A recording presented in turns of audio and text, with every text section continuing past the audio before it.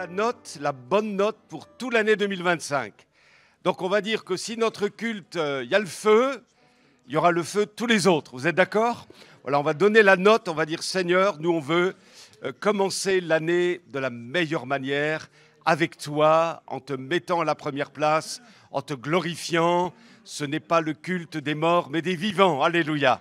Alors on va oindre d'huile notre sœur et que le Seigneur la bénisse en abondance. Amen. Notre frère va venir, on va s'unir à la prière de notre frère Victor et que Chantal soit bénie au nom de Jésus. Amen. Alléluia. Après quoi nous écouterons un témoignage. Bonjour à tous et à toutes. Je m'appelle Jaïd, j'ai 29 ans et je vais te raconter mon histoire.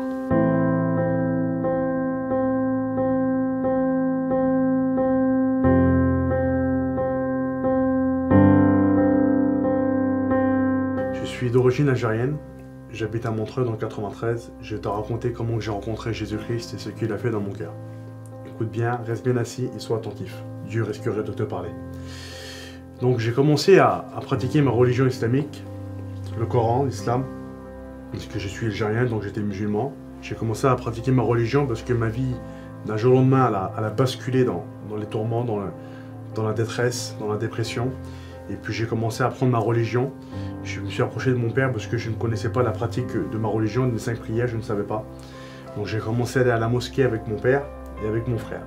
J'ai commencé à la mosquée, pratiquer mes 5 prières, les rituels donc, islamiques, le ramadan, donc tout bon musulman, les 5 piliers de l'islam. Et puis ma vie, elle a commencé à se dégrader. Et puis chez nous, on a un rituel, c'est lorsqu'on n'est pas bien, lorsqu'on dort mal, lorsqu'on est angoissé, on est parti voir un hajj. J'ai commencé à pratiquer les rituels donc, coraniques, il m'a fait des talismans pour pouvoir dormir le soir, pour pouvoir avoir la paix. Mais ma vie, elle ne changeait pas, ma vie, elle se dégradait. Et puis lorsque j'étais dans ma chambre, au bord du précipice, au bord du gouffre, j'ai un ami qui est venu vers moi, puis il m'a dit « Jaïd, il faut que je te parle, c'est un gitan. » Et puis il m'a dit « Écoute, je te l'ai jamais dit, mais je vais te le dire. » Je dis « Vas-y, je suis prêt à t'écouter. » Il m'a dit « Jésus t'aime. » Lorsqu'il m'a dit ça, c'était comme une flèche en plein cœur. Ma réaction était très immédiate, très violente. J'ai dit « Moi, tu ne me parles pas de Jésus, tu ne me parles pas de l'évangile, moi je suis musulman. Je crois en Dieu et en Mohamed sallallahu alayhi wa sallam. » Et puis on a commencé à changer, on a commencé à avoir un partage, et puis il m'a invité dans une église évangélique à Montreuil. Et puis lorsque je suis rentré dans cette église, j'ai écouté les témoignages, j'ai écouté les chants, j'ai écouté le pasteur prêcher l'évangile. Lorsque j'ai écouté ça, le message de Jésus-Christ, j'ai compris tout de suite au fond de mon cœur que c'était la vérité. Je suis rentré chez moi, et puis j'avais été bouleversé par le message de l'évangile. Je ne savais plus où mettre la tête. Et puis j'ai commencé à aller à la réunion, à la mosquée, à la réunion, à la mosquée. Mais plus j'allais à cette église, à la réunion évangéliste, plus Jésus prenait de la place dans mon cœur. Et puis un jour, je suis rentré chez moi, et puis j'étais bouleversé, et puis j'ai parlé à Dieu. Et puis j'ai dit, Seigneur, je veux que tu me montes un songe qui me définit où je dois aller, Seigneur. Le chemin que je dois prendre, parce que je suis perdu, je ne sais plus, Seigneur, si c'est l'islam, si c'est l'évangile, j'étais complètement perdu. Vous savez, c'est dur lorsqu'on est algérien, lorsqu'on est musulman, lorsqu'on rentre dans une église et qu'on souffre, d'écouter le message de l'évangile, c'est compliqué. Mais le Seigneur connaît toutes choses. Je suis parti dans cette réunion encore à Montreuil. Et puis le pasteur en face, c'est marqué dans la parole de Dieu, dans les livres des psaumes, chapitre 44, verset 22, que Dieu connaît les secrets des cœurs. Le serviteur de Dieu en face a dévoilé toute ma vie, tout mon cœur. Il a fait un appel pour le salut, pour la délivrance, c'était mon cas. Et puis lorsqu'il a prêché, c'était ma position, c'était ma vie. Il a prêché Luc, chapitre 4, verset 18, il va dire, c'est l'évangile de Jésus, il va dire « Je suis venu pour ceux qui ont le cœur brisé. » C'était mon cas. Et puis j'ai levé ma main, j'ai donné mon cœur au Seigneur, et puis je suis rentré à la maison. J'étais bouleversé, j'étais chamboulé.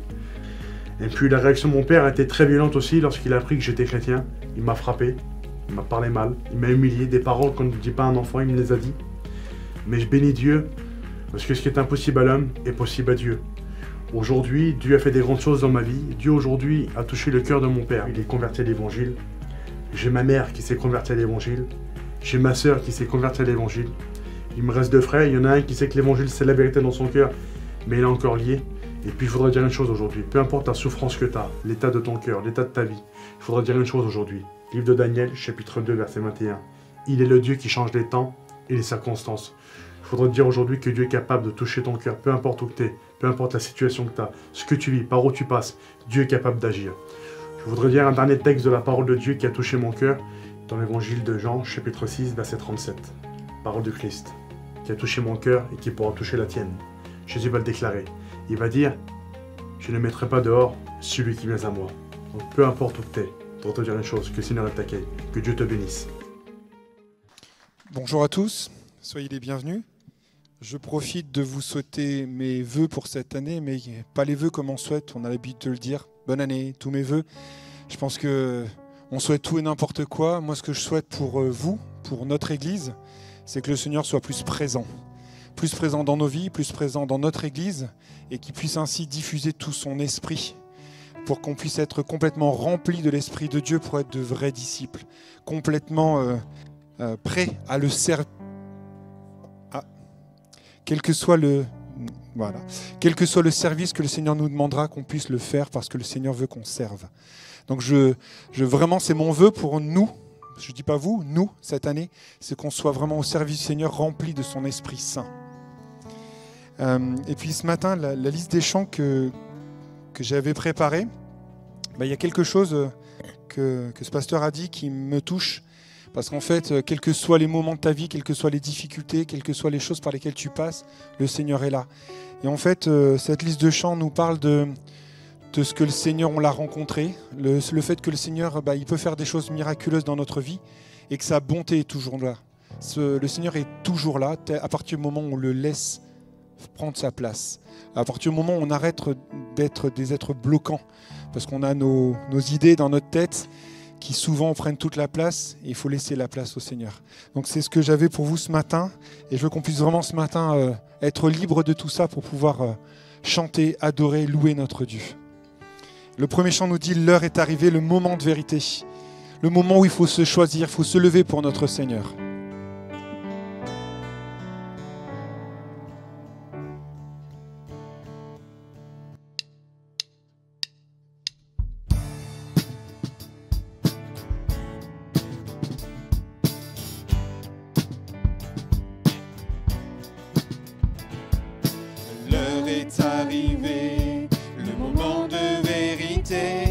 A sonné l'avènement de sa lumière. L'ombre est désarmée, l'ennemi est terrassé, et le jour de la victoire est arrivé. Il est Seigneur, il est vainqueur, par la force de son nom. Il a scellé le pardon de sa vie, de sa paix et d'un testament d'éternité. Revêtu de joie, à l'écoute de sa voix, avançons vers le combat dans sa puissance. Unis par son sang et portés par notre chant, nous amènerons les foules à sa louange. Il est Seigneur, il est vainqueur, par la force du Très-Haut, il est sorti du tombeau, et il vit à jamais, couronné de gloire et d'autorité.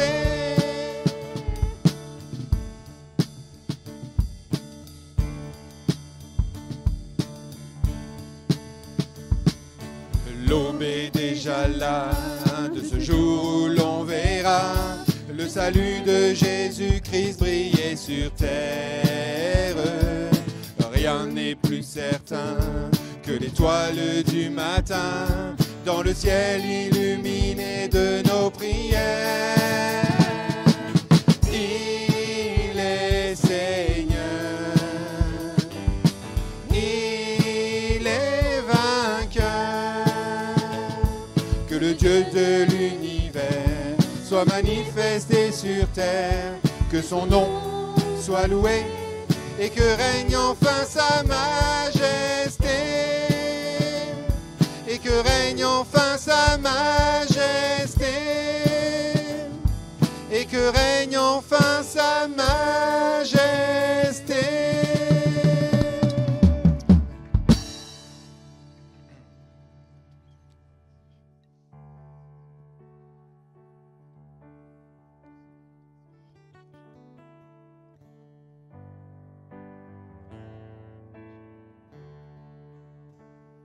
Je ne suis plus esclave de la peur. Je suis enfant de Dieu. Je ne suis plus esclave de la peur. Je suis enfant de Dieu.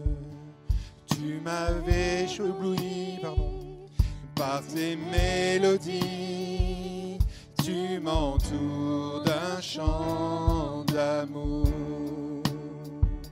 chant de délivrance devant mes ennemis. Toutes mes craintes s'enfuient. Je ne suis plus esclave de la peur. Je suis enfant de Dieu. Je ne suis plus esclave de la peur. Je suis enfant de Dieu. Avant ma naissance, tu m'avais choisi, appelé par mon nom. Tu m'as adopté, je suis de ta famille. Ton sang coule dans mes veines. Je ne suis plus esclave de la peur. Je suis enfant de Dieu. Je ne suis plus esclave de la peur. Je suis enfant de Dieu.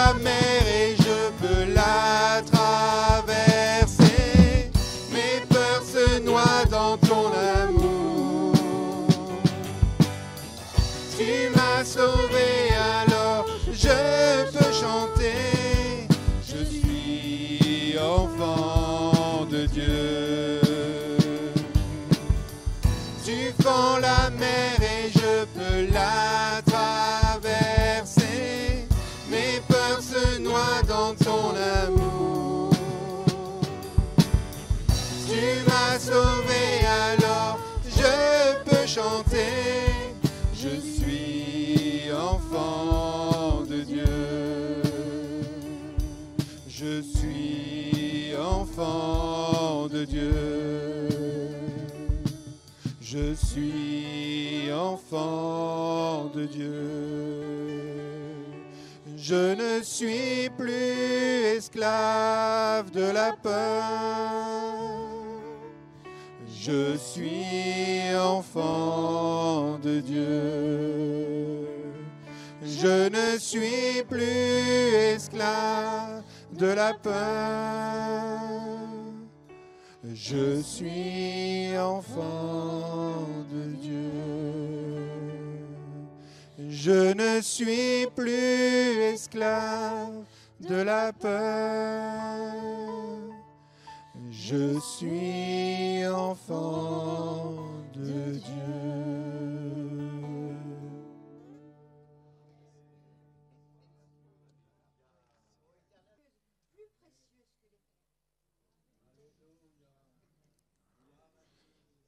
Pour ce matin, j'avais un chant, vous pouvez commencer.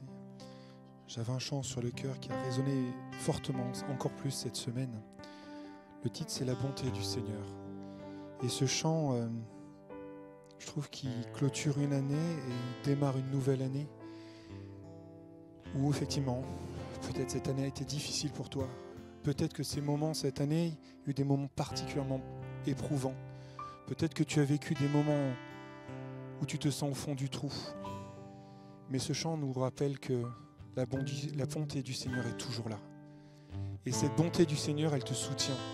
Cette bonté du Seigneur, elle est réelle. Et je veux que tu puisses vraiment ce matin te dire oui. Je ne te demande pas d'oublier tout ce qui s'est passé l'année dernière, mais te focaliser sur ce que le Seigneur a été présent avec toi cette année. Et que tu as pu compter sur son secours. Tu as pu compter sur son aide. Et pouvoir te dire oui Seigneur, c'est vrai que les moments ont été parfois compliqués, mais ce matin, je ne veux pas rester sur ça, mais avancer sur ta grâce. Parce que ta grâce seule me suffit. Pouvoir compter sur la bonté du Seigneur. Pouvoir dire oui Seigneur, tu as fait quelque chose de merveilleux dans ma vie. Tu es là.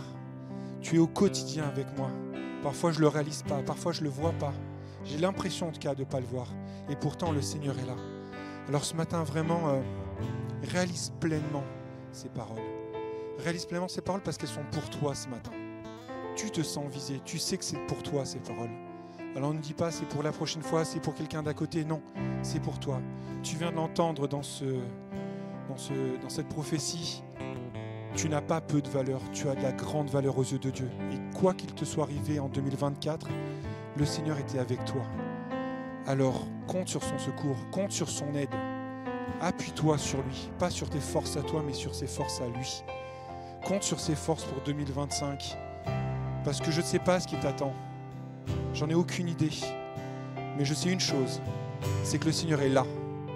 Et le Seigneur est toujours là. À toi juste de te confier en lui.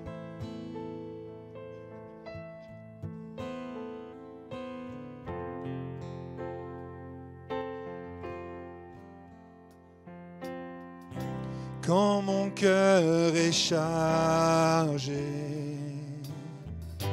mon corps fatigué, quand les forces me manquent, l'amour de Dieu me porte. Si la peur m'envahit, sans aucun répit, j'irai me réfugier dans l'amour que tu m'offres. Pour toi je chanterai la bonté du Seigneur. Toujours fidèle, la bonté du Seigneur. Elle m'émerveille, la bonté du Seigneur est bien réelle.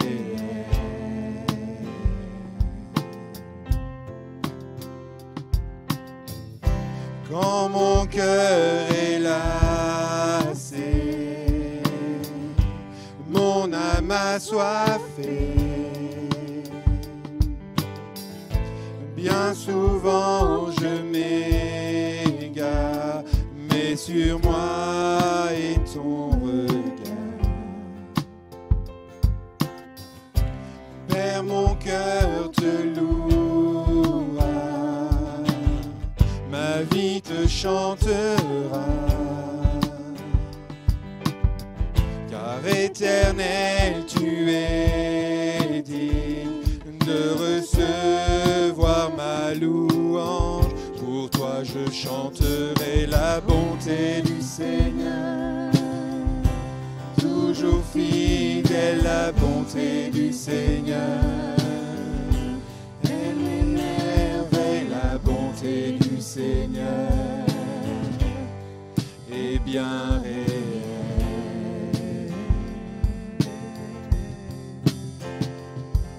La bonté du Seigneur, toujours fidèle, la bonté du Seigneur. Elle m'émerveille, la bonté du Seigneur soutiendra.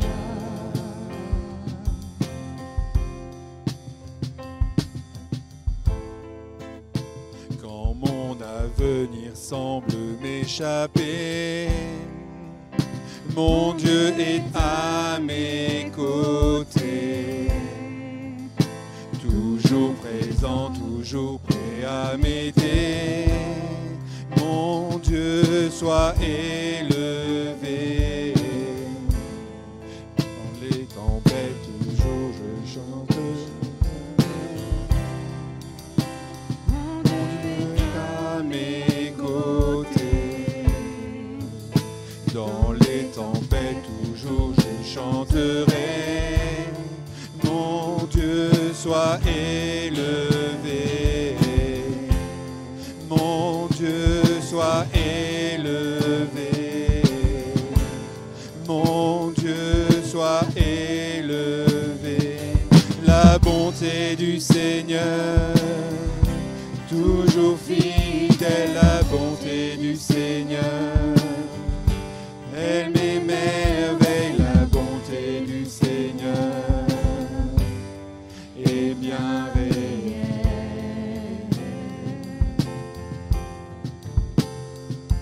La bonté du Seigneur, toujours fidèle, la bonté du Seigneur, elle m'émerveille, la bonté du Seigneur me soutiendra.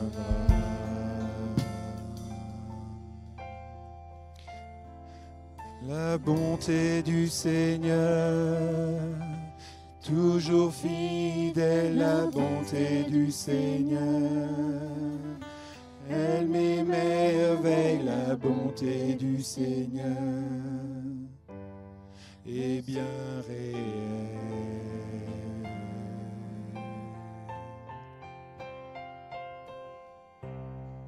La bonté du Seigneur, toujours fidèle, la bonté du Seigneur, elle m'émerveille, la bonté du Seigneur. Oui, la bonté du Seigneur me soutiendra. Me soutiendra. Oui, Seigneur, ce matin, je veux te louer, je veux t'adorer parce que malgré les moments difficiles, tu as toujours été là, Seigneur.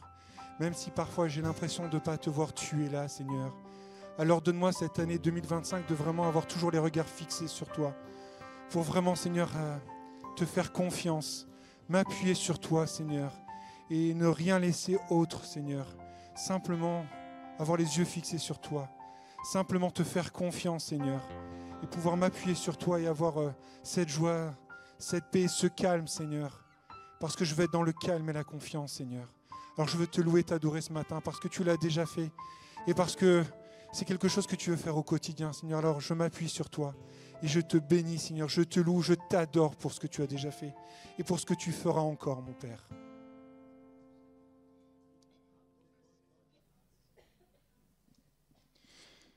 Je vais inviter ceux qui ont été désignés à s'approcher pour préparer la scène. Et je vais prendre ce texte dans Matthieu 26 qui nous dit... mince.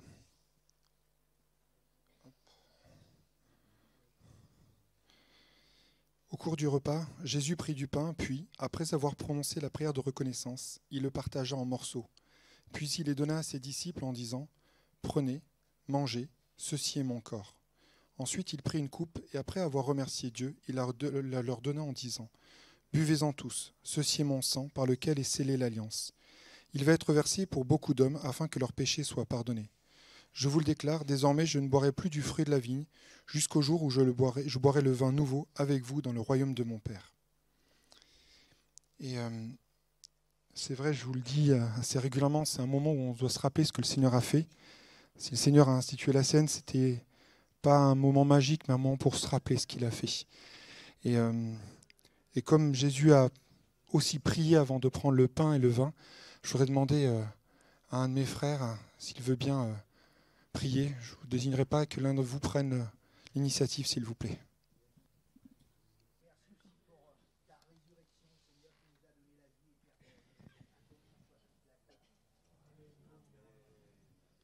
pendant que nos frères vont distribuer, je voudrais qu'on prenne ce chant qui nous dit tel que je suis, sans rien à moi. Ce matin, j'ai hésité quand même à le faire parce qu'on avait un peu du mal. Mais avec ce que j'ai entendu ce matin, je ne peux pas imaginer ne pas le faire. Alors je vais compter sur vous, sur le secours de Dieu, mais je vais aussi compter sur votre aide sur ce chant.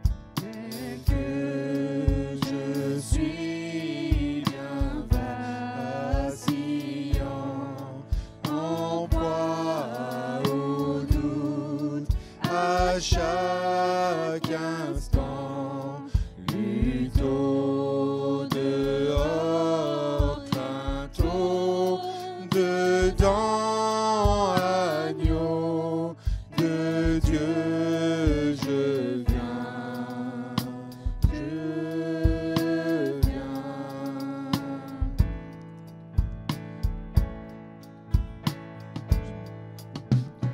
Je m'abandonne, je crois en toi.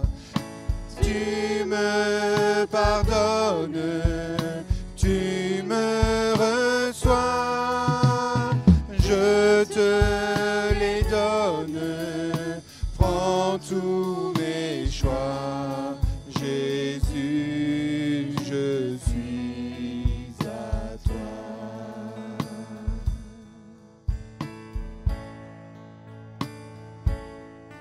Tel que je suis, ton cœur est prêt à prendre le mien tel qu'il est, pour tout changer, sauveur parfait, agneau de Dieu, je viens.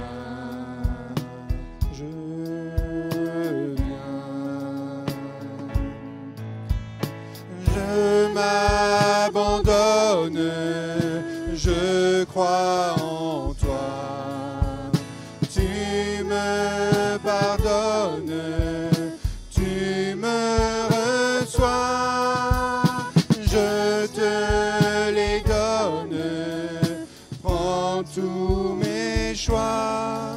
Jésus, je suis à toi.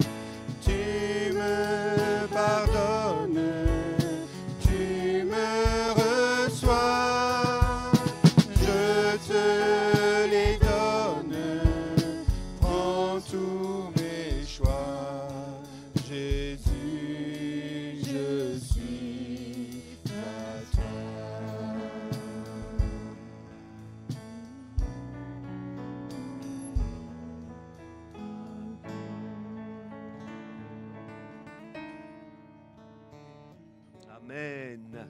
Alléluia. Est-ce qu'on peut offrir un culte de reconnaissance ce matin? Alléluia, que toutes nos voix s'élèvent vers le trône pour lui dire merci pour cette année passée, merci pour l'année qui vient. Nous voulons croire qu'il sera là, que nous serons témoins de ses œuvres, de ses actions. Alléluia, qu'il ne nous abandonnera pas.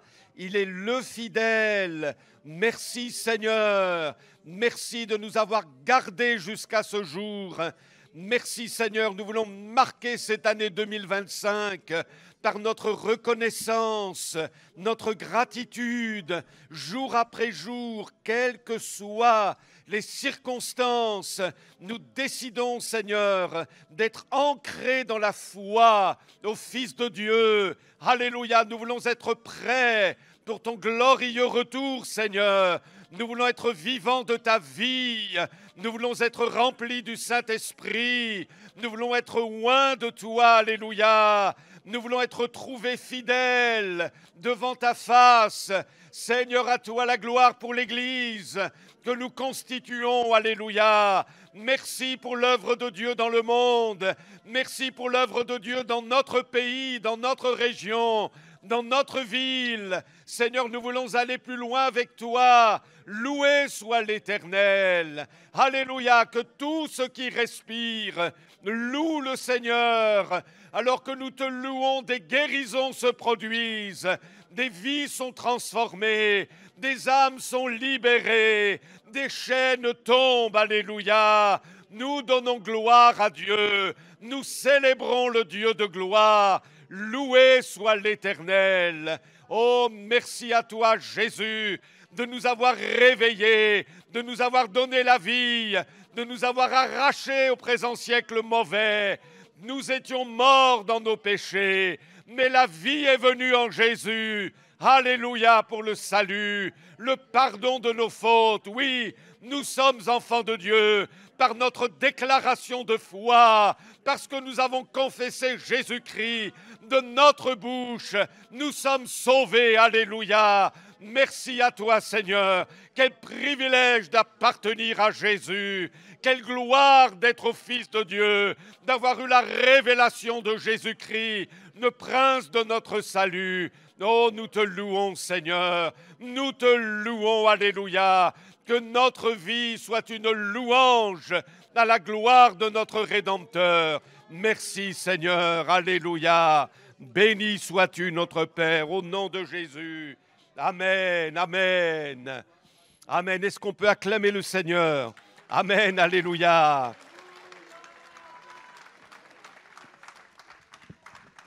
Amen. Il mérite l'adoration. Alléluia. Ah, s'il en est un qui mérite vraiment le meilleur de nous, c'est Jésus. Alléluia. Et nous croyons que Dieu va nous bénir au cours de cette année 2025. Alors, vous savez quoi? Pour un pasteur, prêcher le premier culte de l'année, ce n'est pas forcément facile, parce qu'on veut délivrer une parole de Dieu qui marque notre année, oui ou non? On est ensemble?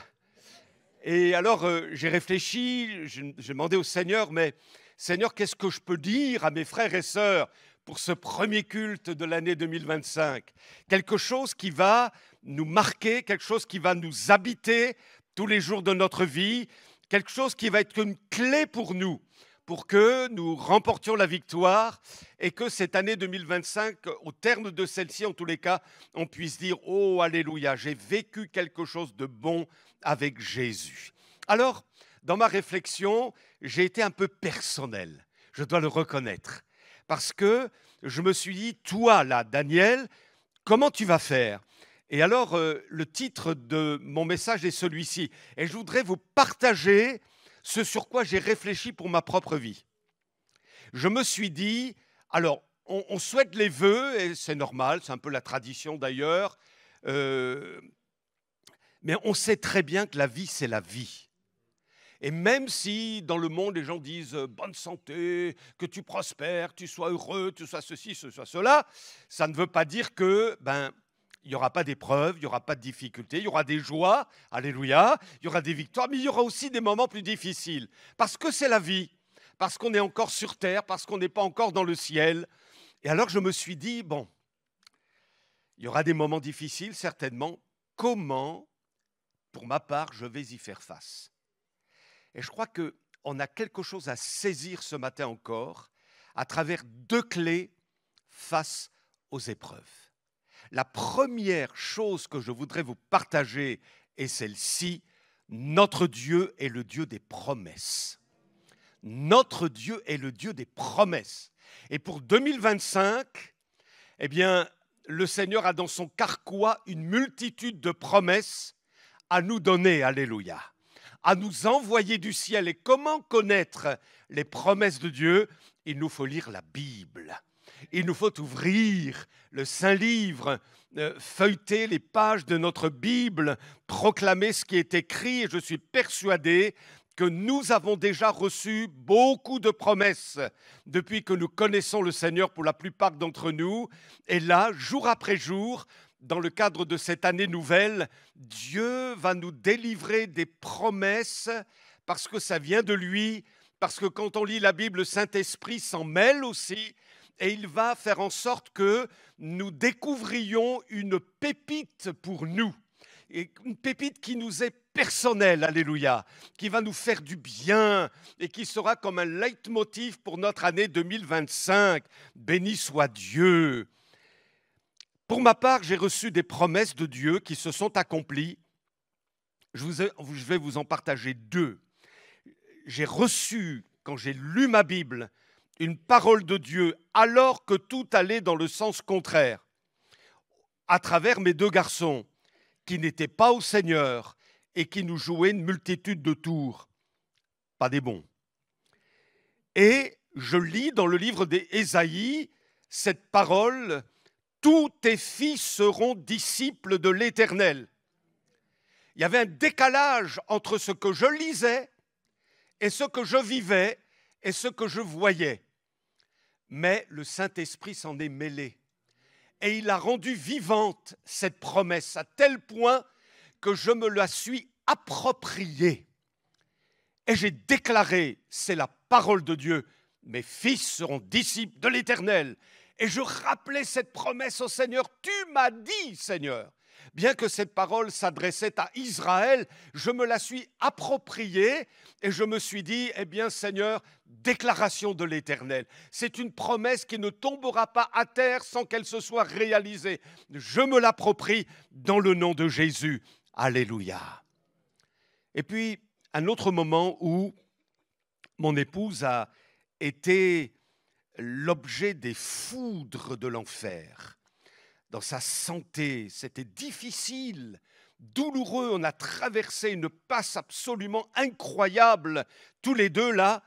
Et alors qu'elle était en réelle difficulté, en lisant ma Bible, je tombe sur une parole de Dieu que je n'avais jamais, ou à laquelle je n'avais jamais fait attention. Et cette parole dit ceci: ne livre pas aux bêtes l'âme de ta tourterelle. Ne livre pas aux bêtes l'âme de ta tourterelle. J'ai identifié la tourterelle à mon épouse. Et cette parole, elle s'est comme détachée du livre de Dieu, comme si le Seigneur, à travers ce verset, me parlait. Et j'ai utilisé cette promesse. Et je l'ai répété des dizaines et des dizaines de fois devant le Seigneur, alors que je priais en faveur de mon épouse. Ne livre pas aux bêtes l'âme de Patricia, ne livre pas aux bêtes l'âme de ta tourterelle. C'était une promesse dont je m'étais emparé. Alléluia. Et Dieu a fait le reste, parce qu'il est le Dieu de la parole. Béni soit le Seigneur. Mes amis, il nous faut une promesse. Il nous faut une promesse. Il te faut une promesse. Et Dieu ne manquera pas de te la donner cette année 2025, alors que tu vas lire la parole de Dieu, alors que tu vas plonger tes regards dans le Saint-Livre. Je suis convaincu, je le déclare pour ta vie, tu vas recevoir une promesse. Tu vas t'y cramponner. Et cette promesse, elle est pleine d'espérance. C'est ça qui nous tient finalement. D'ailleurs, l'homme de Dieu dit dans les psaumes, « Rappelle-toi de la promesse que tu as faite à ton serviteur et qui m'a donné l'espérance. » Il y a des moments où on a besoin de relever la tête. On a besoin d'un souffle nouveau. On a besoin d'une restauration. Et cette restauration, c'est la parole qui va la provoquer dans notre cœur. On se cramponne à la promesse. On la présente dans la prière à Dieu. À tel point que l'homme de Dieu dira encore, « Moi, je m'attends à l'Éternel. Oui, je m'attends à lui de tout mon être. J'ai foi en sa promesse. » J'ai foi en sa promesse, alors que peut-être tout allait dans le sens contraire de la promesse. Lui avait mis toute sa confiance dans la promesse. Il s'y cramponnait, il la tenait, béni soit Dieu. Et quand on parle des promesses, on ne peut pas passer outre ce fameux texte du livre d'Habakkuk au chapitre 2. On va le lire ensemble. « Écris ce que je te fais connaître. » On pourrait rendre le verset ainsi, écris la promesse. Écris-la. On a besoin, si tu reçois une promesse, écris-la quelque part, sur un carnet qui t'est personnel. Écris-la dans ta Bible ou souligne-la particulièrement dans ta Bible. Écris ce que je te fais connaître ou écris la promesse. Et on va même demander au Saint-Esprit de l'écrire au fond de notre cœur. Écris-le clairement sur des tablettes pour qu'on le lise facilement. Ça veut dire que cette promesse que tu as reçue, il faut que tu la répètes, la proclames régulièrement dans ton cœur. Il faut que tu la nourrisses, il faut que tu la renforces, il faut que tu affermisses ta foi sur la base de la promesse. Les choses que je te fais voir arriveront, mais seulement au temps fixé. Elles vont bientôt se réaliser. Ce n'est pas un mensonge. Attends avec confiance, même si c'est long. Oui, c'est sûr, elles arriveront sans retard. Amen. Amen. On est ensemble? Ça arrivera. Dieu a dit. Dieu a dit. Dieu t'a dit. C'est pas du mensonge. C'est pas une lubie. C'est même pas un rêve. C'est une parole de Dieu que tu as reçue dans ton cœur et ça va s'accomplir. Maintenant, si Dieu nous donne une promesse, ça ne veut pas dire qu'il va nous révéler quand elle va s'accomplir. Et ça ne veut pas dire non plus, qu'il va nous révéler par quel chemin on devra passer avant que la promesse s'accomplisse. C'est-à-dire qu'entre la promesse que nous avons lue, que nous nous sommes appropriée, et son accomplissement, il y a des chemins plus ou moins longs qu'il nous faut traverser, et parfois même des chemins auxquels on ne s'attend pas du tout. Et il faut tenir bon. Comme disait un pasteur, quand Dieu te fait zigzaguer. Nous, on est cartésiens, il y a un point A, on doit aller jusqu'au point B, et on se dit, c'est facile, c'est tout droit. Mais ça ne marche pas toujours comme ça avec Dieu. Et alors que nous pensons qu'il faut faire ça de A à B, le Seigneur va nous faire des détours. Peut-être qu'on va reculer, peut-être qu'on va avancer. Bref, ce n'est pas tout fait, tout mijoté. Quand Dieu nous fait zigzaguer. Et c'est pourquoi on a besoin de fortifier la promesse dans notre cœur, parce qu'il arrive que Dieu permette que nous empruntions des chemins qui semblent, je dis bien qui semblent, nous éloigner de la promesse. Alors, on va examiner courtement l'exemple de Joseph, qu'on connaît bien, je pense, les uns et les autres. À 17 ans, qu'est-ce qui s'est passé? C'est un pentecôtiste avant l'heure, on va dire. 17 ans, elle est jeune, alléluia, soyez visités par le Saint-Esprit et soyez des Joseph. Hein. Joseph, il a 2 visions. La première, c'est qu'il est en train de travailler dans les champs avec ses frères. Il lit des gerbes de blé et tout à coup, sa gerbe s'élève. Et les gerbes de ses frères se prosternent devant la gerbe de Joseph. Cela semble indiquer que Joseph va avoir un avenir particulièrement brillant. Cela semble indiquer que Joseph est appelé à une destinée particulière et ça va être renforcé par une deuxième vision qu'il va recevoir de la part de Dieu, c'est qu'il va voir le soleil, à savoir son père, la lune, sa mère, et 11 étoiles, ses 11 frères, se prosterner devant lui. Gloire à Dieu. 2 magnifiques promesses. C'est enthousiasmant. J'imagine Joseph, 17 ans en plus, certainement un manque de maturité quand même. Hein. À 17 ans, waouh! Ils vont tous se prosterner devant moi. Waouh, la promesse, waouh! C'est magnifique, c'est super, c'est enthousiasmant, c'est génial. Mais Dieu n'a pas dit quand cette promesse allait se réaliser. Et il n'a même pas dit quels seront les chemins que Joseph allait connaître pour arriver à l'accomplissement de ses promesses. Mes amis, écoutez bien ceci.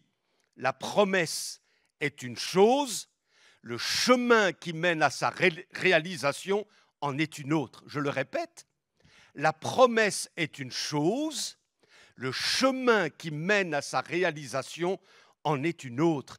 Et pour Joseph, après avoir reçu ces 2 révélations qui allaient indiquer qu'il allait avoir une destinée particulière, eh bien son chemin allait tout à fait dans le sens contraire de la promesse. Peut-être que Joseph s'est dit, ça y est, waouh! Ils se prosternent tous devant moi. En plus, il avait un beau vêtement qui faisait la différence, multicolore, qui marquait la préférence de son père. Tout allait bien pour Joseph. Et tout à coup, ses frères l'ont vendu. Il s'est retrouvé en Égypte, tout seul. Et puis, Dieu lui a fait grâce. Il a prospéré dans la maison de Potiphar. Et alors que tout allait bien, bam! Quelque chose lui tombe dessus. Il est accusé faussement d'avoir abusé de la femme de son maître. Il est emprisonné. Mais mince!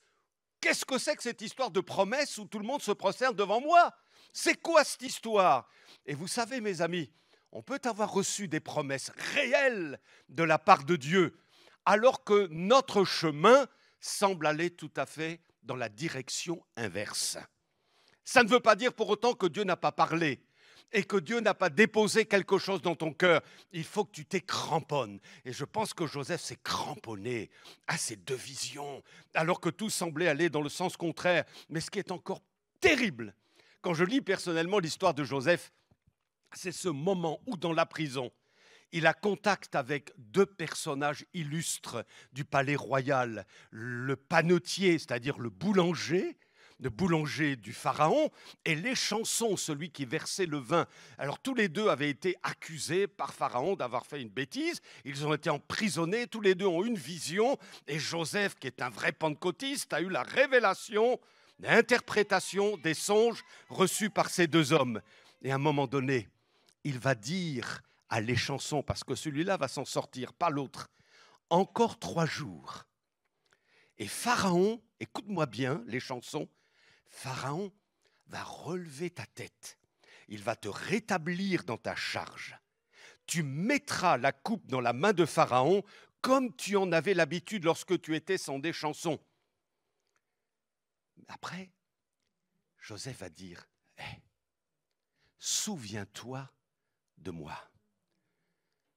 Souviens-toi de moi. Quand tu seras heureux, et montre, je te prie, de la bonté à mon égard. Parle en ma faveur à Pharaon et fais-moi sortir de cette maison.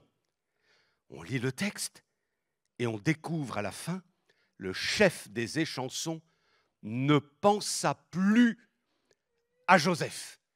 Il l'oublia. Et le chapitre suivant va dire, au bout de 2 ans, Pharaon eut un songe.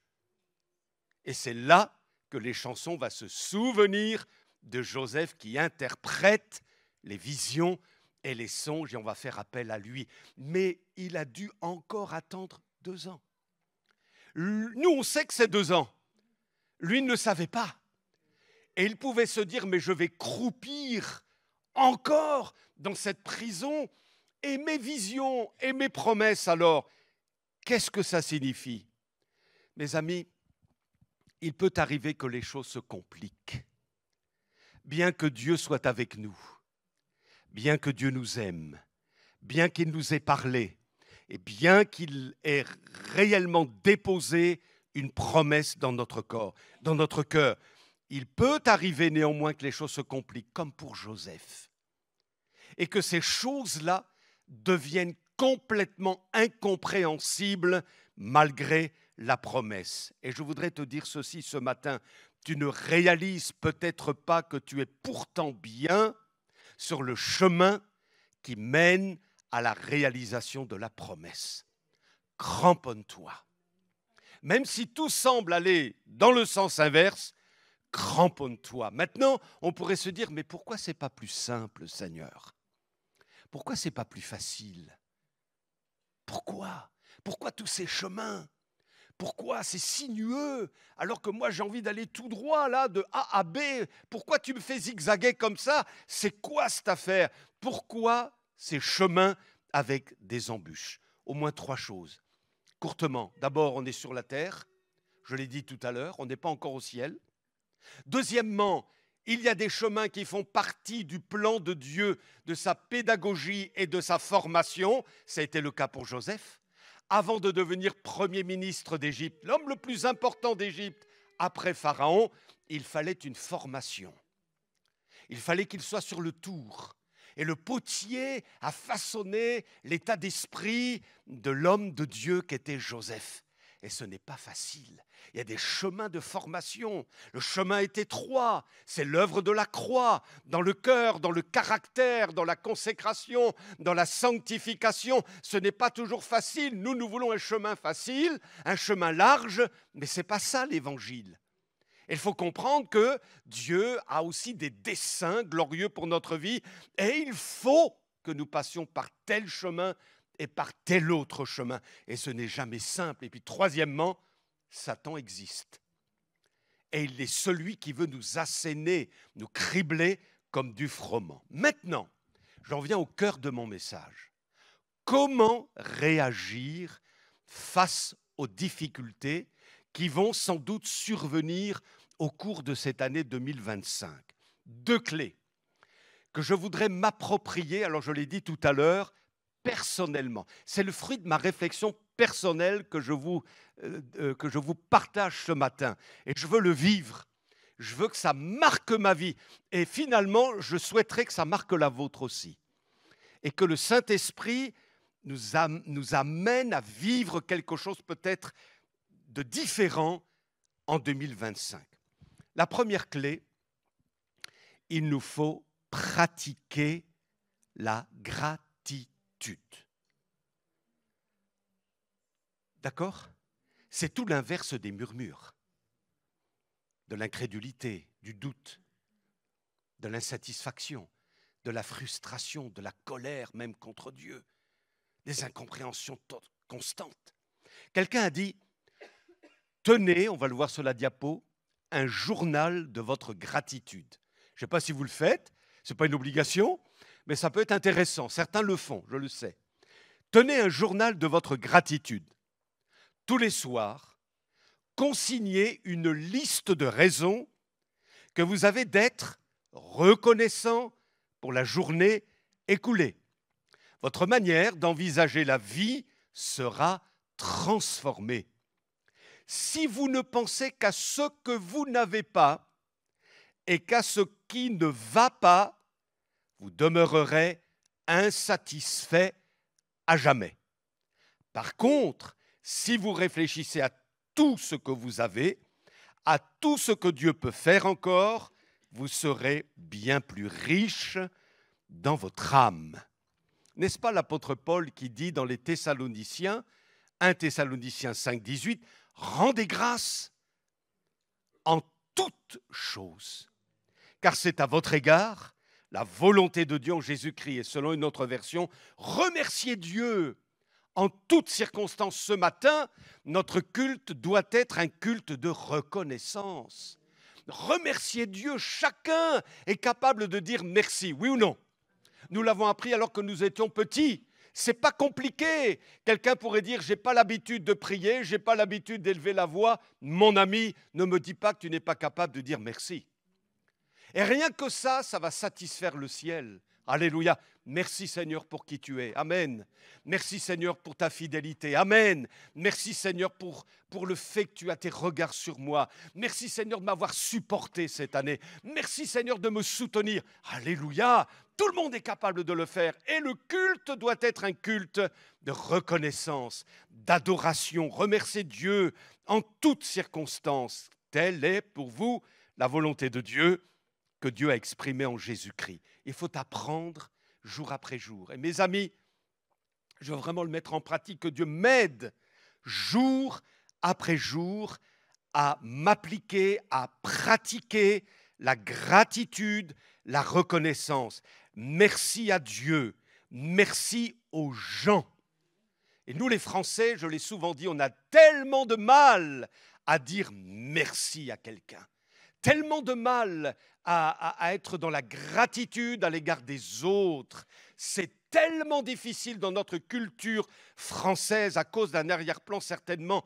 Et je crois que dès qu'on est enfant, nos enfants, il faut mettre le paquet pour leur apprendre à dire merci à Dieu et merci aux gens.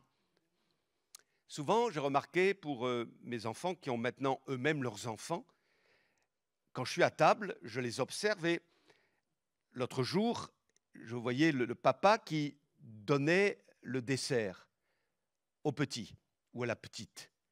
Mais il y avait un petit temps d'arrêt. Le papa regarde la petite, le mot magique. Je ne te le donne pas si tu ne me donnes pas, si tu ne me dis pas le mot magique. Merci papa. Alors je te le donne. Vous voyez, inculquer, le fait d'inculquer aux enfants le merci, la gratitude.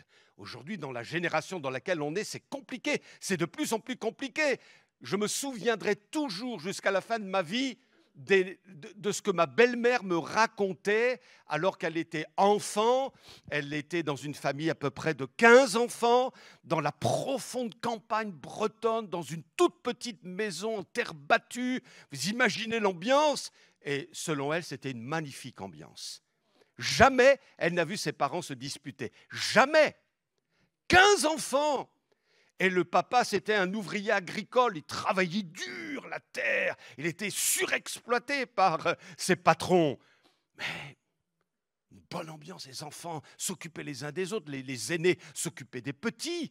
Et alors, quand elle nous racontait, « Oh, Daniel, je me souviens encore de mon orange à Noël.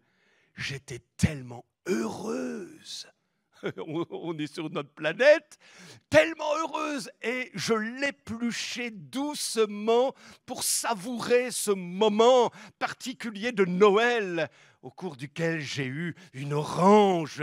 Merci, merci, merci. Waouh! Une génération qui n'avait rien et qui disait merci. Et qui savait savourer le peu qu'elle avait. Béni soit le Seigneur. Nous avons besoin de ça dans nos églises aujourd'hui. Parce que finalement, on regarde à ce qui ne fonctionne pas. Peut-être que quelqu'un va dire, tiens, il y a une lumière, un spot qui ne marche pas, et ça va le contrarier pendant tout le culte. Et après le culte, je vais te serrer la main et tu vas me dire, frère, c'est quand même inadmissible ça, qu'il y a un spot qui ne marche pas, c'est incroyable. Et tant pis pour la parole, tant pis pour la louange, tant pis pour les chants, ça passe au second rang. Ce qui l'importe, c'est que ça ne marche pas, l'ampoule.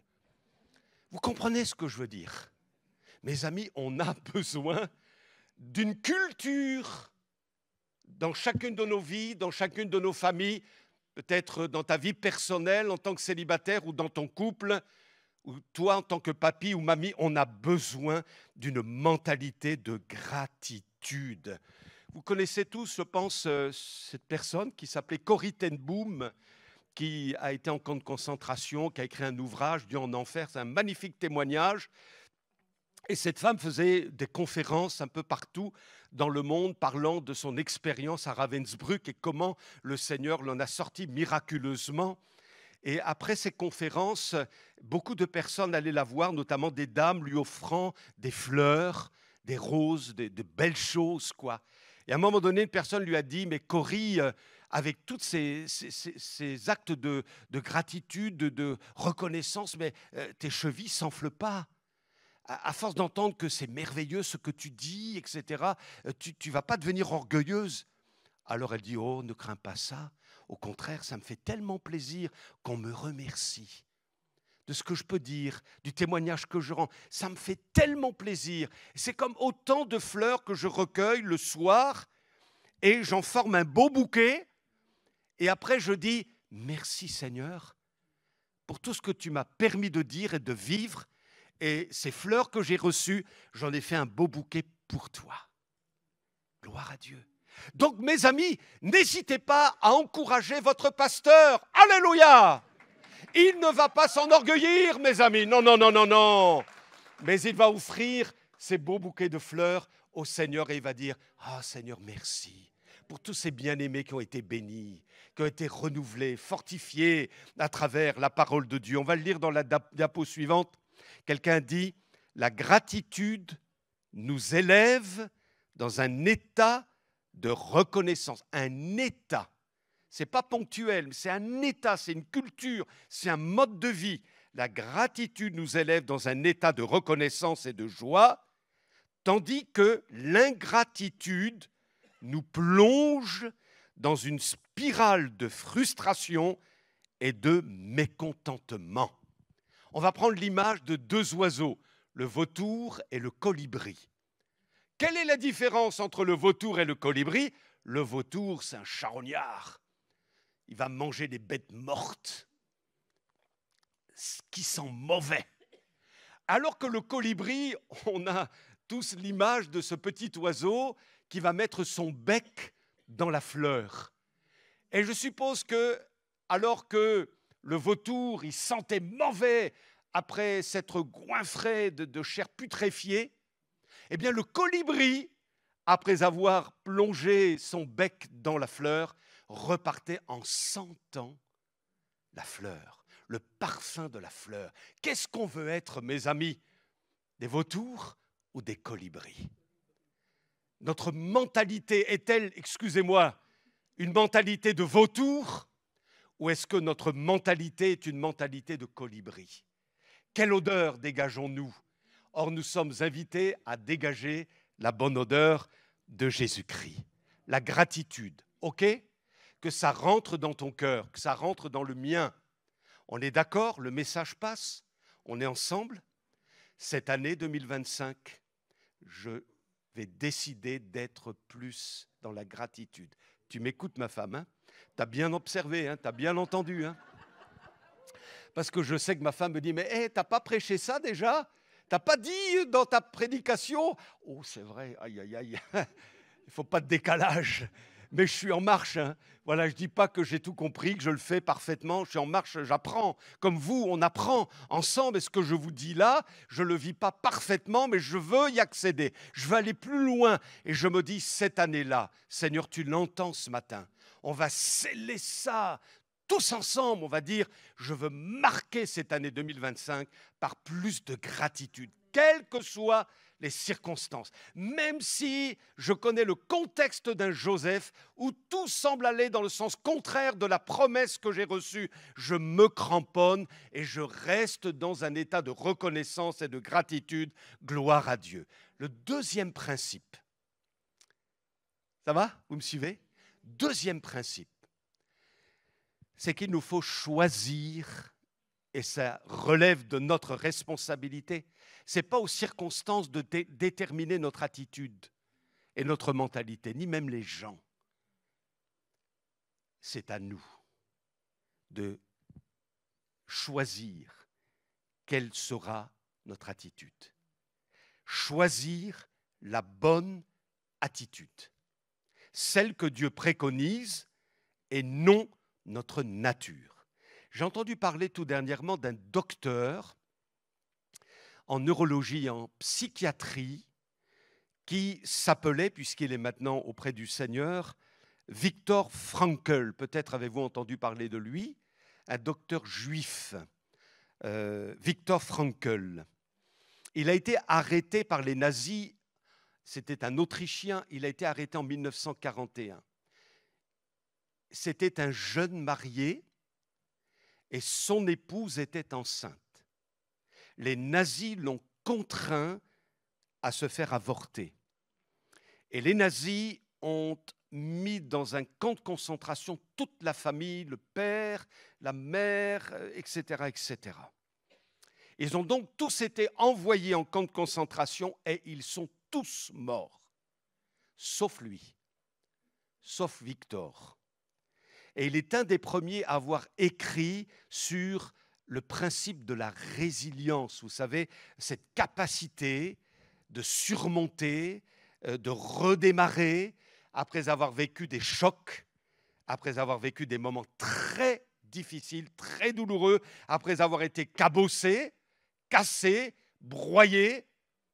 Eh bien, cet homme-là a vécu comme une forme de résurrection. Il a rebondi dans la vie. Et il a été utile à travers ses écrits, à travers sa profession. Et voici ce qu'il dit dans un de ses ouvrages en témoignage, on va le lire ensemble dans la diapo. Nous qui avons vécu dans les baraquements, il fait allusion bien sûr au camp de concentration, on se rappelle des gens qui réconfortaient les autres, donnant même leur dernier morceau de pain. Ils sont peu nombreux, mais ils attestent par leur comportement qu'on peut tout enlever à un homme, sauf une chose, la dernière des libertés humaines, à savoir choisir son attitude dans n'importe quelle circonstance. Choisir, ça c'est notre liberté. En Christ, quelles que soient les choses qu'on peut subir, supporter, encaisser, il nous faut choisir la bonne attitude, celle qui donne gloire à Dieu. Ce n'est pas Dieu qui le fera à notre place, c'est notre liberté. Ou je choisis d'avoir la bonne attitude et j'en ressors vainqueur, ou j'adopte une mauvaise attitude et ça me détruit. Tout chrétien que je suis ou tout pasteur que je suis, c'est notre responsabilité. Choisir son attitude dans n'importe quelle circonstance. Parmi nous, frères et sœurs, qui n'a jamais dû faire face à des paroles blessantes? Qui n'a jamais dû faire face à un comportement blessant? Quelle attitude adopter? David était le joueur de harpe de Saül. Il devait bien jouer, hein? Il aurait dû plaire à, je pense à Alan Stivell, David. Vous voyez, un bon harpiste, là, ça devait être magnifique. Et à un moment donné, alors qu'il se trouve auprès du roi Saül, Saül qui souffrait d'un syndrome au plan psychologique, et puis il n'était pas en règle avec Dieu. Il avait des accès de colère, des accès de nervosité, il était agressif. Et à un moment donné, il prend sa lance, il voit David à qui tout réussit, il est loin de Dieu, il est béni de Dieu, et ça insupporte Saül, alors il prend sa lance et il la lance en direction de David. Heureusement, elle va frapper à côté de David. Comment va réagir David? Il y a 3 façons de réagir au coup de lance qu'on nous envoie ou aux flèches qu'on nous décoche. 3 manières. La première, c'est de ramasser la lance et de la lui relancer. Pfiou! Œil pour œil, dent pour dent, je te rends la monnaie de ta pièce. Et vous savez, on trouve ça parmi les enfants de Dieu encore aujourd'hui. Même chez des pasteurs. Tu me fais ça, tu vas voir. Tu vas voir, toi. Ou dans les familles. Dans les familles. Tu m'as fait ça, ok, tu vas voir. Je prends la lance que tu m'as lancée et je te la renvoie. Évidemment, ce n'est pas la bonne attitude, mais c'est à nous d'en décider. Et David a décidé de ne pas prendre la lance et de la relancer sur Saül. La deuxième façon d'envisager la difficulté, c'est de ramasser la lance et de ne pas la renvoyer à Saül. Mais à l'intérieur, de dire « je te hais, toi, je ne te supporte pas. Saül, si je pouvais t'étrangler, je le ferais. » En fin de compte, il ne relance pas physiquement la lance, mais il la relance mentalement. Vous comprenez? C'est plus subtil quelque part, mais on va ruminer. On va entretenir une colère, du ressentiment, et le diable aura un droit là-dessus. Et ce n'est pas la bonne attitude. Et puis, la troisième manière d'envisager la situation, c'est de laisser la lance par terre et de partir comme David. Et l'on sait que David, finalement, quand on lit l'Écriture, eh bien, a toujours gardé une belle mentalité par rapport à Saül. À 2 reprises, sa vie était entre les mains de David. David ne l'a pas touché. Je ne toucherai pas loin de l'Éternel. Et puis, quand Saül est mort, eh bien, David a pleuré, sincèrement, non seulement sur le fils de Saül, Jonathan, mais aussi sur son bourreau, sur son persécuteur. Fallait le faire. Mais de quoi David était-il animé? Il avait décidé de ne pas se laisser emprisonner par la colère, par la haine, par le ressentiment. Saül n'avait pas fait le même choix et ça l'a tué. Et voyez-vous, en tant qu'enfant de Dieu, si on n'adopte pas la bonne attitude, ça peut nous tuer comme Saül. Il a toujours la couronne, mais il n'agit plus comme un roi. Et nous sommes les princes et les princesses de Dieu, du roi des rois, et je me mets avec vous, frères et sœurs, mais on n'a pas toujours la bonne attitude. On a toujours ce statut de prince et de princesse, mais on n'en a pas la noblesse. Et il faut que Dieu nous aide pour avoir la bonne attitude. Choisir son attitude dans n'importe quelle circonstance. Je vous ai parlé d'un collègue que nous avons qui s'appelle Gérard, qui est d'origine rwandaise et qui a perdu peut-être 98% de sa famille dans le génocide en 1994-95. 98%. Les oncles, les cousins, ont tous été massacrés à coups de machette. Et j'entends encore Gérard me dire, si je n'avais pas choisi, alors qu'il était en France à cette époque-là, si je n'avais pas choisi le pardon, je me détruisais sur le champ. C'était insupportable, insoutenable. Et j'ai choisi cette attitude-là. J'ai pardonné et j'ai travaillé là-dessus. Je leur pardonne. Aide-moi, Seigneur. Ça ne veut pas dire qu'il n'a pas eu de combat, qu'il n'y a pas eu de relent dans son cœur, qu'il n'en aurait pas eu. Il restait humain. Mais il a choisi le pardon au lieu de la haine, de la vengeance et même de la méchanceté. Je revois encore Gilbert Higgenbach, qui a choisi d'adopter une attitude et pas une autre. Après le suicide de son fils, je le revois prêcher. J'étais à Saint-Étienne-du-Rouvray à l'époque, nous l'avions invité. Et il prêche sur le fils prodigue. Sur le fils prodigue. Je l'écoutais, je me disais, mais comment il peut prêcher comme ça sur ce fils, alors que lui a perdu le sien qui s'est suicidé? Comment? Et vous le connaissez, comment il mimait les scènes bibliques qu'il décrivait.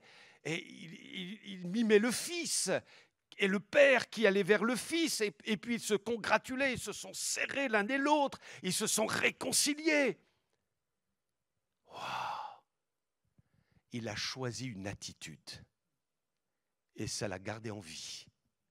S'il avait choisi une autre attitude en voulant à Dieu, en faisant des reproches à Dieu, en se reprochant lui-même et sa femme avec, de tout ce qu'ils n'avaient pas bien fait vis-à-vis de leur fils, ça les aurait tués. Mais ils ont adopté, gloire à Dieu, la bonne attitude. Et on pourrait multiplier les exemples. Et je pense à Paul. Paul aussi a adopté la bonne attitude. La résilience imprégnait son ministère. Souvenez-vous, on va le voir sur la diapo, ce texte dans les Corinthiens, il dit « Nous sommes accablés ». Voyez ? Nous sommes accablés par toutes sortes de détresse. Cependant, jamais écrasés. Nous sommes désemparés, vous imaginez ? Mais non désespérés. Persécutés, mais non abandonnés. Terrassés, mais non pas anéantis. Autrement dit, Paul n'est pas resté rivé sur les blessures qui lui ont été infligées par le passé. Et il dira d'ailleurs, oubliant ce qui est en arrière. Il y a des choses qu'on doit oublier. Alors ça ne veut pas dire qu'on est frappé d'amnésie, on se souvient. Mais ce qu'on a oublié, c'est le ressentiment, la colère. Toutes ces pulsions charnelles que l'on peut ressentir naturellement quand on a été blessé, malmené. Eh bien évidemment, mais à un moment donné, il faut poser un acte de foi et adopter la bonne attitude qui donne gloire à Dieu. Oubliant ce qui est en arrière et me portant vers ce qui est en avant, je cours vers le but. Mes amis, ne soyons pas les otages des blessures de notre passé. Ce serait un piège du diable. Et ce n'est pas à notre passé d'hypothéquer notre présent ni notre avenir. Vous savez, les rétroviseurs dans notre voiture ne sont pas plus importants que le pare-brise devant. Si on regarde toujours en arrière, on ne va pas bien conduire la voiture, hein. On va se prendre un mur. Et si l'on regarde toujours à ce qu'on nous a fait, à ce qu'on a subi, aux blessures de ceci, aux blessures de cela, vous avez des gens dans les églises qui sont tout le temps blessés. Et ils restent avec les blessures du passé. Lui, ce qu'il m'a fait, lui, je ne pourrais plus m'engager dans ceci, plus dans cela, parce qu'ils restent avec leurs blessures. Ils ne s'en sortent pas, ils sont aliénés par les blessures qu'ils ont subies. Et ils ne vivent pas libérés. Or, Jésus veut nous libérer. Alléluia. Il veut nous libérer. Je conclus. On va lire ce dernier texte. C'est curieux, hein, la traduction. L'homme animal.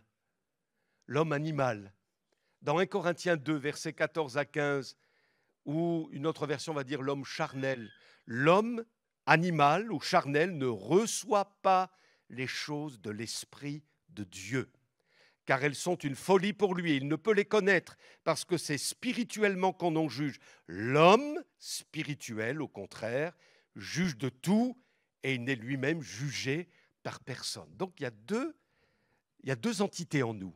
Il y a l'homme charnel, naturel, animal, et il y a l'homme spirituel. La question est de savoir qui va dominer. En ce moment, qui domine dans ta vie ? L'homme animal ou l'homme spirituel? C'est à nous qu'il convient de faire le choix. Si je reste dominé par ma vieille nature, l'homme animal, l'homme charnel, je pars au quart de tour. Je ne réfléchis pas, je fonce, je dis tout ce que je pense. Je cherche à être justifié à tout prix. Coûte que coûte, c'est moi qui ai raison. Je ne maîtrise pas mes colères, mon amertume, mon ressentiment. Par contre, à l'inverse, si c'est l'homme spirituel qui domine, qui est assis sur le trône, je décide de choisir la bonne réaction. Je prends du recul. Je maîtrise ma colère, ma haine au nom de Jésus, et je fais en sorte que le Maître soit glorifié. Et c'est ce vers quoi le Seigneur veut nous amener, les uns et les autres. On se souvient de ces deux clés. Vous les avez reçues ? La première, alors il faut y aller, hein, ça commence maintenant. Ça ne veut pas dire qu'on ne le faisait pas avant, hein, mais on pose un acte ce matin. Je m'y engage avec vous. J'ai un témoin là qui va vous dire ah, il n'a pas suivi ce qu'il vous a dit. Hein. Donc je m'engage devant vous, devant le Seigneur, devant ma femme, je m'engage à pratiquer la gratitude, quelles que soient les circonstances. Tu t'y engages aussi? Tu n'es pas forcé de le faire, hein, mais ça peut faire la différence. Je m'engage. La deuxième chose, je m'engage à adopter la bonne attitude, celle qui plaît à Dieu, celle que le Seigneur va honorer tôt ou tard. Je m'engage à adopter la bonne attitude. Béni soit Dieu. C'est simple, mais comme je viens de le dire, ça peut faire la différence. On se recueille. Amen. On est devant Dieu. Soit que cette année, on va mal la vivre, on ne sait pas ce qui va arriver. Il y aura de bonnes choses, il y aura des exaucements de prière, il y aura des bénédictions. On a le Dieu de bénédiction avec nous, on a le Dieu des promesses avec nous. Mais on le sait, puisqu'on n'est pas naïf, on est lucide, on est sur la terre. Et tout en étant proche de Dieu, on sait qu'il y aura aussi des moments difficiles. Il y aura peut-être des choses qu'on va attendre encore, comme Joseph. On ne va pas comprendre tous les chemins par lesquels on va passer. Ça va sembler long, mais on va se cramponner et on va choisir la bonne attitude. Amen. Alors si tu veux t'engager, c'est devant Dieu que tu le fais. Tu te lèves à ta place. C'est un choix que tu fais devant Dieu par rapport à ce qui a été dit ce matin. Là, ton année peut être déterminée par la décision que tu vas prendre ce matin.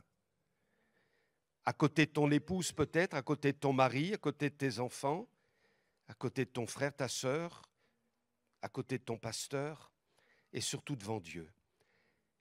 Peut-être que tu ne dois pas vivre cette année 2005 comme tu as vécu l'année 2024, où tu es conscient que tu n'as pas été toujours à la hauteur, tu as ruminé beaucoup, tu as murmuré, tu étais dans le mécontentement constant, tu as piqué des colères, tu n'étais pas bien spirituellement, tu as œuvré pourtant, mais dans ton cœur, ça a été lourd. Et là, cette année, ça peut être différent si tu prends la bonne décision. Elle t'appartient et Dieu honorera ta décision. Alors si tu ressens dans ton cœur qu'il faut faire ce chemin, t'engager, eh bien lève-toi. Alléluia. Et on va prier tous ensemble. On va demander au Seigneur sa grâce. Tu vois nos bien-aimés, Seigneur. Tu scelles quelque chose ce matin dans leur vie. Et nous déclarons que le diable lui-même n'aura plus aucun droit. Alléluia. Là où il y aura eu peut-être des failles en 2024, eh bien là maintenant c'est décidé au nom de Jésus et par la capacité que le Saint-Esprit va donner, ce sera différent cette année. Alléluia.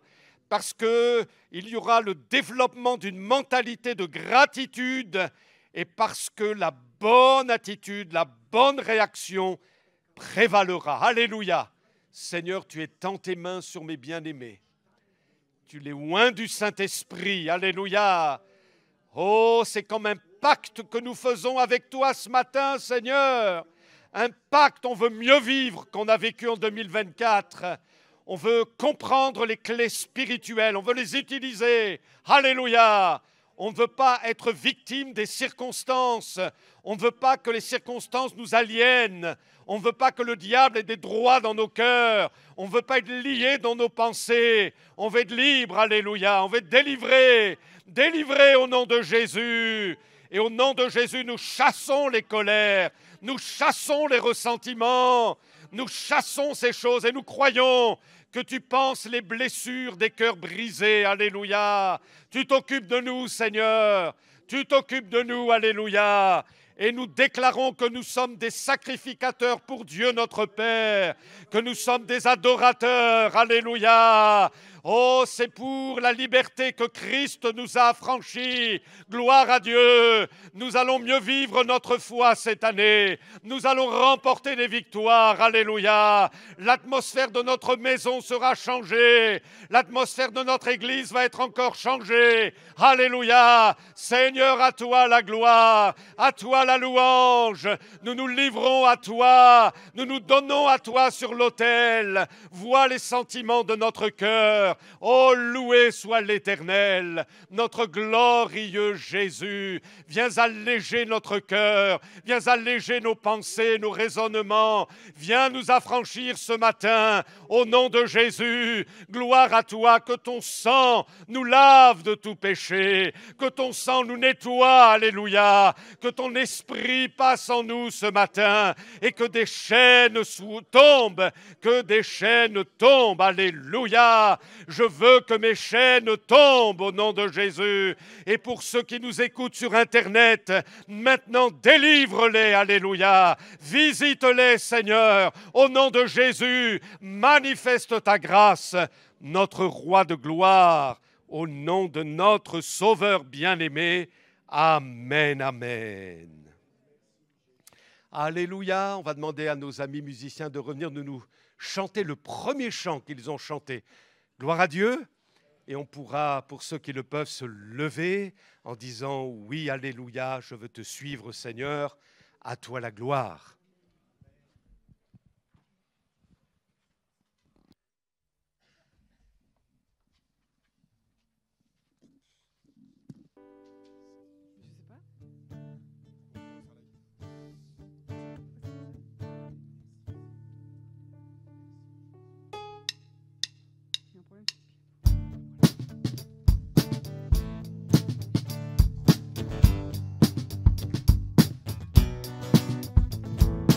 L'heure est arrivée, le moment de vérité a sonné l'avènement de sa lumière.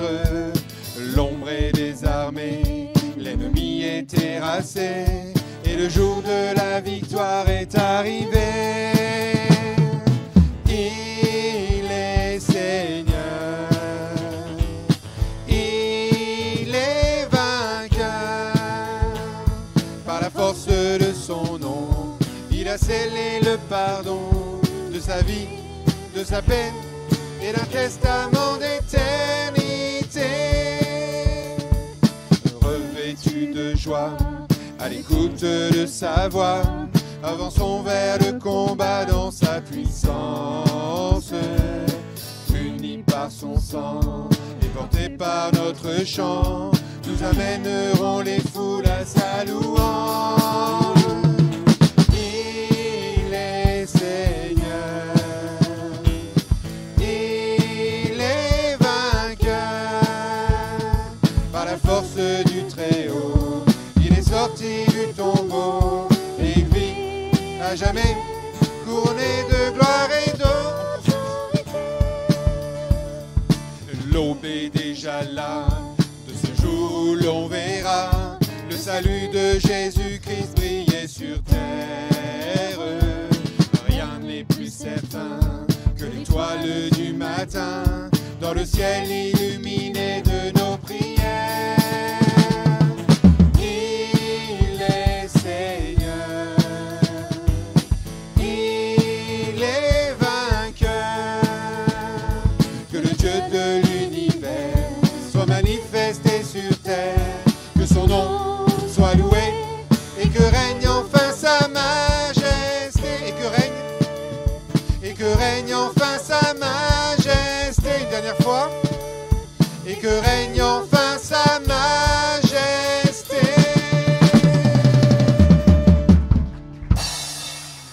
Amen. Gloire à Dieu. Quelques nouvelles.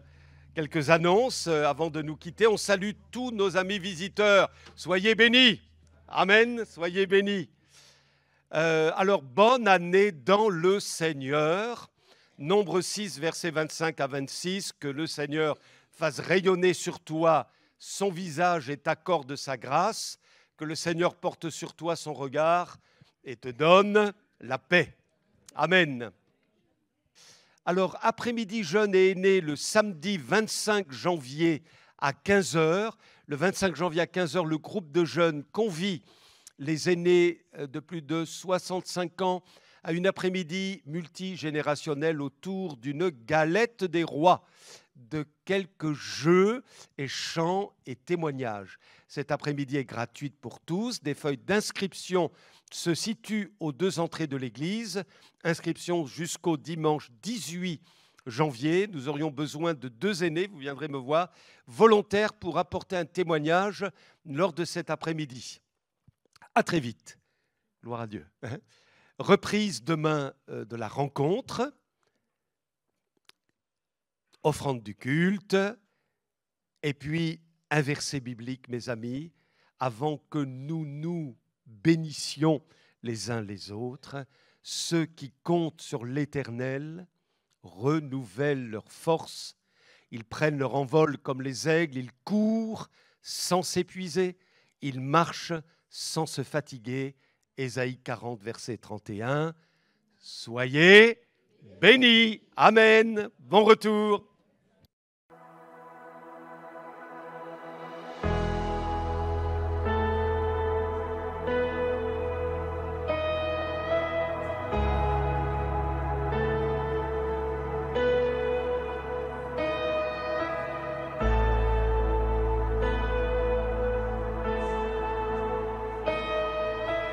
I just want to speak the name of Jesus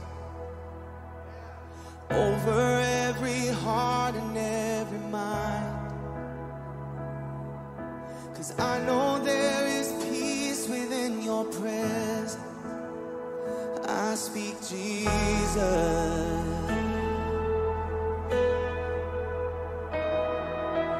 I just want to speak the name of Jesus till every dark addiction starts to break, declaring there is hope and there is freedom. I speak Jesus.